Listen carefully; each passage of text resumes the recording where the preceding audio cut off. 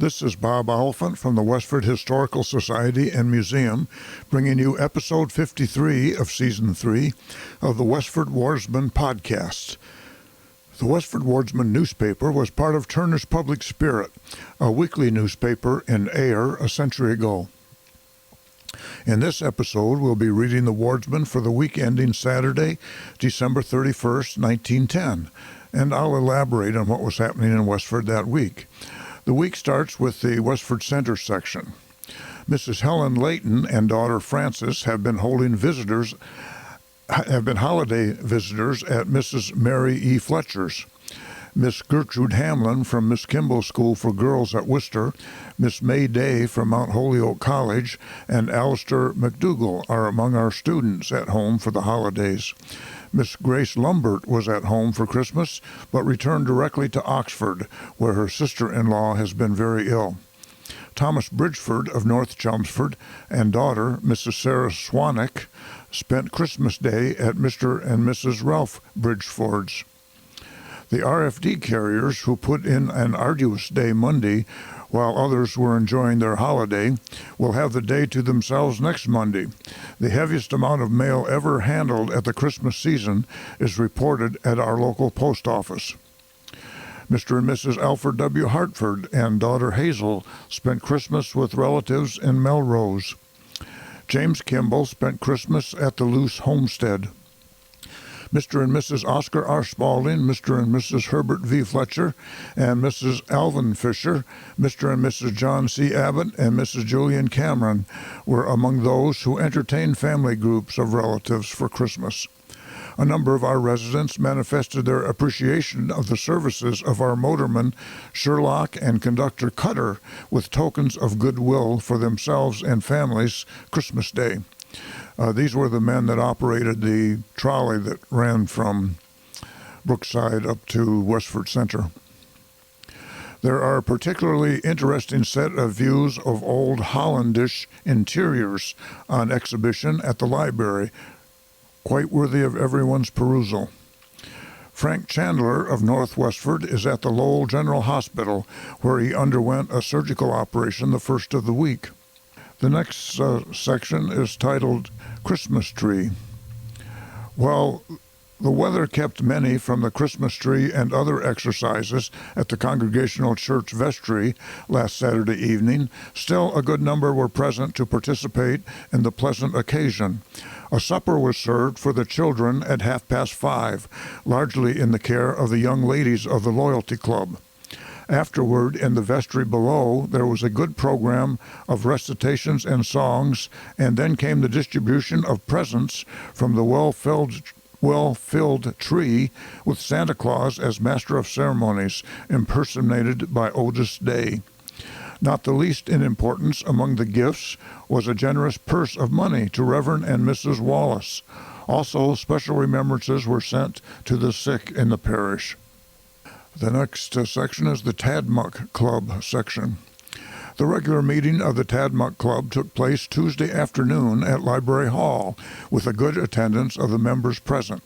The program for the afternoon was the third in the series for special study of Spanish North America, and was Central America, Charles O. Prescott chairman. For several seasons, the membership of the club have been indebted to Mr. Prescott for valuable assistance in the programs, and his paper Tuesday afternoon was fully up to his usual standard of studious research. From the available material at hand, he gave an interesting portrayal of these 5 small republics from a climatic, political, and industrial viewpoint. These consist of Honduras, San Salvador, Costa Rica, Guatemala, and Nicaragua. Their lack of real progress, he made plain, was due to the constant state of political intrigue in which they were almost constantly involved.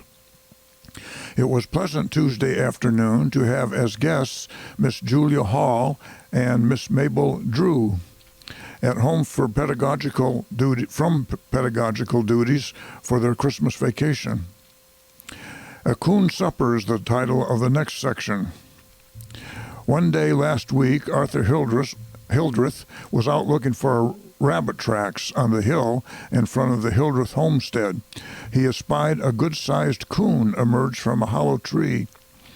Not having a shotgun with him, he went back to the house and telephoned to J. Herbert Fletcher, who soon came down with Ed Clement and Albert Haywood.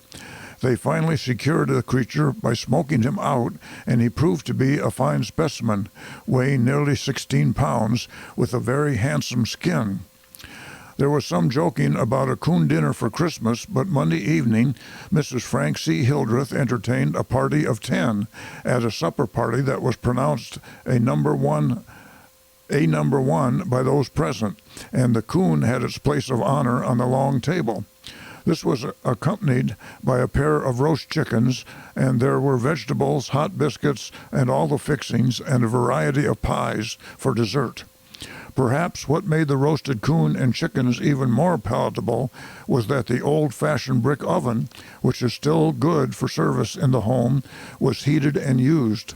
A quantity of fragrant hemlock boughs were used in the long dining room, a very appropriate decoration for a hunt supper and also for Christmas week. Those who enjoyed the event were Alec Fisher, Albert Haywood, Robert Prescott, Herbert Fletcher, Will Woods, Ed Clement, George Jackson, Arthur and Clarence Hildreth, and Mr. and Mrs. Frank C. Hildreth. The next section is the About Town section. The village school at West Chelmsford had planned an elaborate program for Christmas last week, Thursday, with all the toy tree gifts known to child life, including the speech and song. But also, as everything was ready to start, alas, as everything was ready to start, a fire took the start without rehearsing and burned tree, toys, evergreens, trumpets, whistles, skates, picture books, and sleds. Everything was burned to the ground, or as near as the schoolhouse floor would allow. Only the summoning of help saved the schoolhouse from extinction and ashes. Lighted candles on the tree is what warmed up Santa Claus so that he couldn't deliver his goods. Frederick A. Snow of West Chelmsford has recently been appointed a notary public by Governor Draper. Fred was Samuel L. Taylor's son-in-law, and Samuel L. Taylor writes this section, the About Town section of the Wardsman. The Lowell Electric Light Company, which furnishes power and light for Oak Hill and thaws the frost from the stone, thence onward via wire to Forge Village, will soon furnish power for the Lowell and Fitchburg Railway in place of leased and leftover power from the Boston and Northern Street Railway. This new arrangement bears the trademark of good management. The Brookside Mills are running some on patterns, hoping and with fair prospects for orders if these patterns are satisfactory. I think they're talking about the demonstration samples that they're building. There are vibrations in the air which will connect the Bigelow Carpet Company with the management and possible ownership of this mill. While the help and public generally would be sorry to lose so good a landlord as Mr. Moore, yet the Bigelow Carpet Company also has a name. George Moore was the owner and manager of the Brookside Mills. One of the best entertainments of a Christmas nature was given in the vestry of the Unitarian Church on Saturday evening of last week. Harold Hildreth impersonated Santa Claus and got right down to the generosity side of the act in an outstretched, liberal, full-handed manner and handed the goods right out with smiling reciprocity. An interesting program was participated in. The following committee furnished the electrical current that charged everything they touched: Mrs. Herbert V. Fletcher, Mrs. Homer M. Seavey, Mrs. J. Herbert Fletcher, Mrs. William L. Woods, and Mrs. Clara Fisher, Mary Moran, and Mary Drew.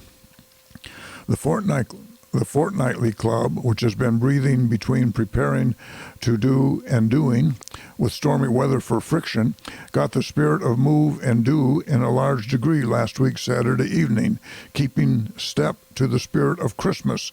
It was like one of the old-time gatherings of youthful aspirations, with just enough elderly aspirations for salt to season the occasion. Charles Blodgett was Christmas tree warden and pruned the tree for attraction and picked and distributed the fruit according to individual bills of lading. This came last.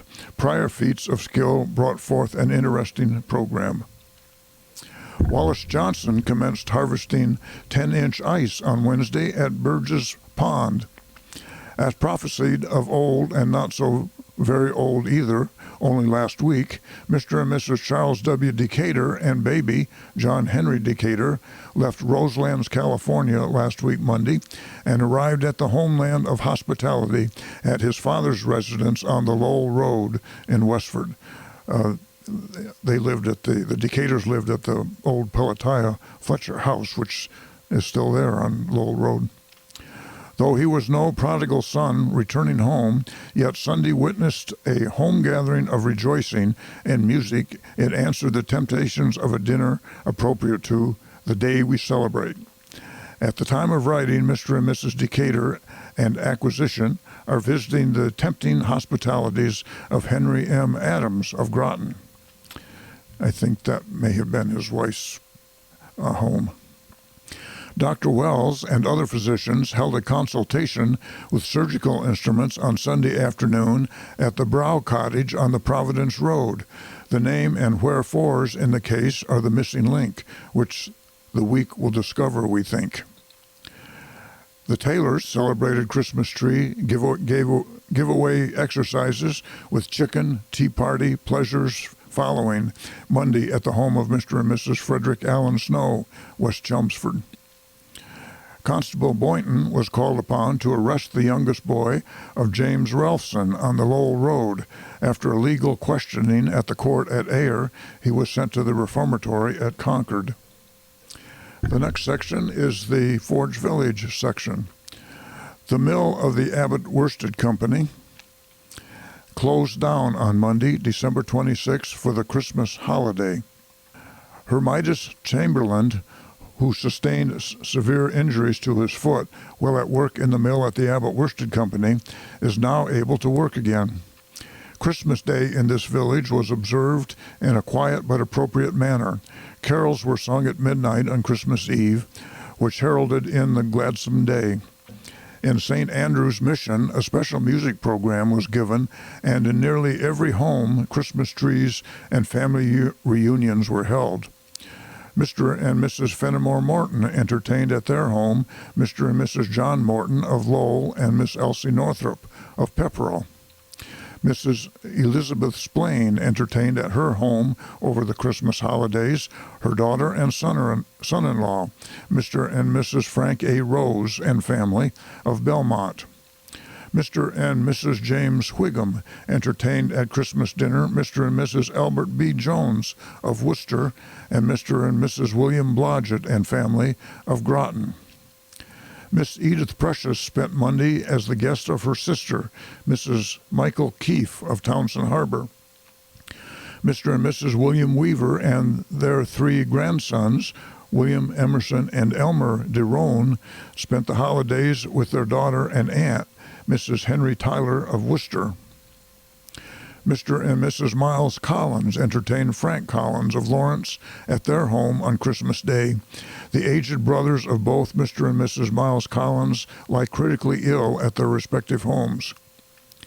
The choir of St. Andrew's Mission met at the church for rehearsal on Wednesday evening. Immediately after the rehearsal, a meeting of the Girls Friendly Society was held in Recreation Hall. Communion services will be held at the Mission on next Sunday morning at 8:45, at which Reverend A.L. Bumpus will preach. The Ladies' Sewing Circle met in Recreation Hall on Wednesday afternoon. A dainty luncheon was served at the close, which was much enjoyed by all the members. Many people took advantage of the good weather of the holidays and enjoyed the skating on the pond, which was excellent. Several other parties enjoyed fishing through the ice, and on Monday, it is reported, a fine catch was the result. The Abbott Worsted Company will close their mill on Friday night for the annual taking of stock. They will resume operation on Tuesday morning, January 3rd, at the usual hour. The next paragraph is called Large Congregation. In St. Andrew's Mission, services were held at the usual hour there being present the largest congregation the church has seen for years. Reverend A.L. Bumpus, the pastor, preached a very effective sermon on the day, which touched the hearts of all his hearers and made a deep impression on many. The interior of the church was decorated not only with the season of foliage, but also with beautiful flowers. The choir, with Miss Sarah Precious at the organ, rendered the Christmas service in a very able manner, which showed careful study on all the part of the members. The singing of the old English anthems, too, was excellent. St. Andrew's Mission was an Episcopal church, which is English church in origin, anyway. The next section is called Family Reunions. The home of Mr. and Mrs. William Burnett was the scene on Christmas Day of a very pleasant family reunion. In the evening, a very interesting musical program was given, the principal feature of which was the impersonation sketch of Albert B. Jones of Worcester. Mr. Jones is a grandson of Mr. Burnett and certainly made a, quote, hit, end quote, in his comedian act. He received much applause for his entertainment. A very pleasant family reunion was held at the home of Mr. and Mrs. Daniel Hanley on Christmas Day. The guests from out of town being Mr. and Mrs. Dennis Downey and family, Mr. and Mrs. Martin Daly and family, spelled D-A-L-Y, Mr. and Mrs. William Hanley of Marlborough, and Miss Mary Hanley, also of Marlborough. At the home of Mr. and Mrs. Felix Leclerc, a reunion was held, including the following from out of town: Mr. and Mrs. Henry Byron and family of Marlborough, Mr. and Mrs. Joseph Leclerc of North Chelmsford and little daughter, Mr. and Mrs. John Paquette and family of Nashua, New Hampshire, and Mr. and Mrs. Edward Hyde of Ayer. That's the news in Westford for the week ending December 31st, 1910. Thank you for listening, and thanks to Ryan Cousins of WestfordCAT for providing technical support. You can find transcriptions and podcasts from the Wardsman at our website at museum.westford.org or visit the Historical Society's Facebook page for more Westford news from days gone by. This is Bob Oliphant, and I hope you will join us for next week's Westford Wardsman podcast when we begin the news from 1911. Thank you.